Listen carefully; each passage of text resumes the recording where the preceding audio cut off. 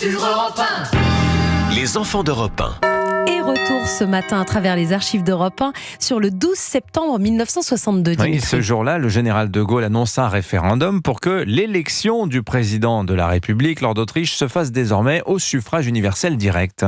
Oui, à l'époque, le président de la République n'est pas élu par le peuple, mais par un collège de grands électeurs composé de députés et de sénateurs. Et ce 12 septembre 62, solennellement, assis à son bureau, le président de Gaulle annonce ce changement. Quand sera terminé mon propre septennat, le président de la République sera dorénavant élu au suffrage universel. S'il prend cette décision, c'est parce que 3 semaines plus tôt, en août 62, De Gaulle a été victime d'un attentat manqué au Petit Clamart. Le pouvoir semble vaciller. Il organise un référendum, la voie la plus démocratique, dit alors De Gaulle. La plupart des formations politiques sont contre et le sujet soulève des questions chez les Français. En voici quelques-unes posées alors sur Europe 1. Tout d'abord, monsieur Thomas Menuisier. Pourquoi tous les partis sont-ils contre De Gaulle ? Monsieur Savarne, représentant. Si le président de la République est élu au suffrage universel, est-ce que ça ne risque pas d'amener un parti unique ? À voter.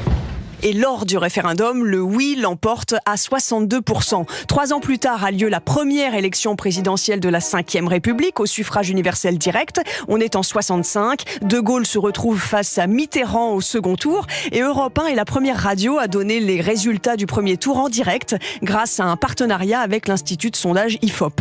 Je crois que nous pouvons l'annoncer maintenant. Notre estimation indique qu'il y aura certainement un ballotage. Finalement, De Gaulle est réélu, mais moins facilement qu'il le pensait. Et avant le résultat final, son premier ministre Georges Pompidou nuance cette victoire. Il va de soi que le général de Gaulle, après ce qui s'est passé, sera amené à repenser sa politique.